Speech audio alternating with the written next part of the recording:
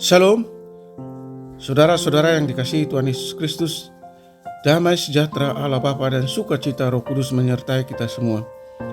Nah, renungan buat kita hari ini, Kamis tanggal 4 Agustus 2022, menurut Almanak HKBP adalah diambil dari kitab Perjanjian Lama, Yeskiel pasal 36 ayat 29. Dikatakan demikian: Aku akan melepaskan kamu dari segala dosa kenajisanmu, dan aku akan menumbuhkan gandum serta memperbanyaknya, dan aku tidak lagi mendatangkan kelaparan atasmu.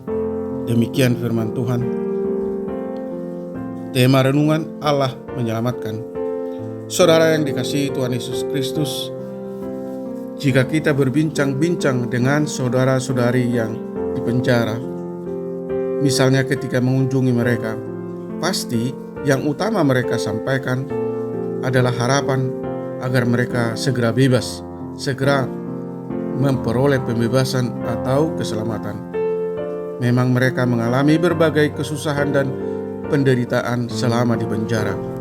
Mereka tidak bebas berkomunikasi dengan keluarganya, tidak bebas berkarya atau beraktivitas, dan tidak bebas melakukan pekerjaan yang membawa kebahagiaan bagi mereka.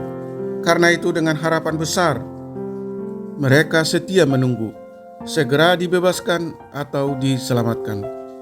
Apakah demikian halnya dengan bangsa Israel yang terikat dalam dosa kenajisan mereka?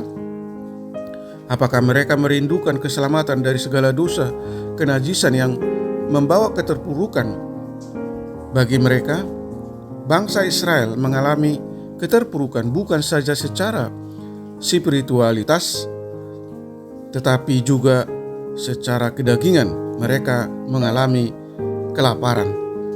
Saudara yang dikasihi Tuhan Yesus Kristus, kalau Allah berfirman, Aku akan melepaskan kamu dari segala dosa kenajisanmu, dan Aku akan menumbuhkan gandum serta memperbanyaknya, dan Aku tidak lagi mendatangkan kelaparan atasmu. Apakah itu dilakukan Tuhan bagi bangsa itu karena mereka merindukan keselamatan dari segala dosa, kenajisan dan kelaparan? Bukan karena bangsa itu merindukan keselamatan dari dosa kenajisan mereka, Allah bertindak menyelamatkan. Bukan pula atas nama bangsa itu, Allah bertindak akan menyelamatkan mereka.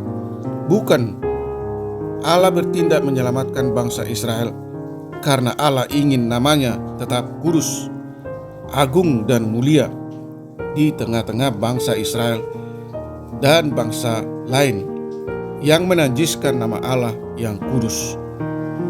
Bagaimanakah hal itu terjadi?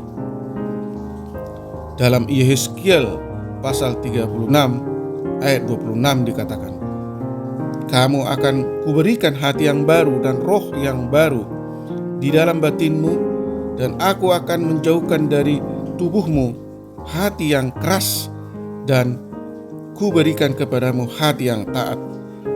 Rohku akan kuberikan diam di dalam batinmu, dan aku akan membuat kamu hidup menurut segala ketetapanku dan tetap berpegang pada peraturan-peraturanku dan melakukannya. Saudaraku yang dikasihi Tuhan Yesus Kristus, Allah memberikan roh yang baru, membaharui bangsa itu agar mereka kudus dan melakukan hukum Tuhan. Amin. Mari kita berdoa. Terima kasih Tuhan, Engkau telah memulihkan kami dari keterikatan dengan dosa, mentahirkan kami dari segala kenajisan, menyelamatkan dari kelaparan dan berbagai penderitaan. Kiranya roh Tuhan selalu berdiam dalam batin kami untuk memperbaharui dan menguduskan hati dan pikiran kami serta tubuh kami sehingga hati dan pikiran yang keras kepala dan tidak sensitif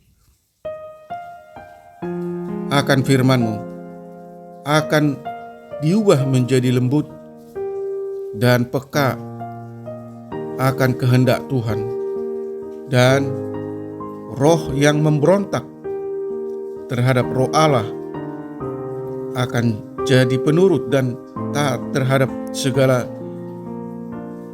peraturan-peraturan-Mu dan setia melakukannya.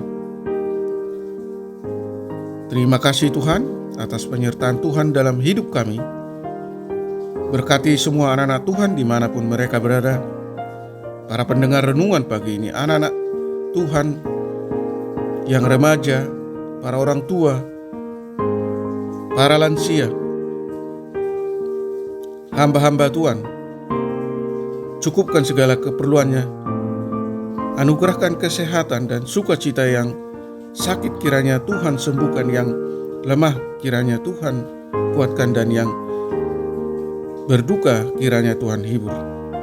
Terima kasih Tuhan, di dalam Kristus Yesus kami berdoa dan bersyukur. Amin.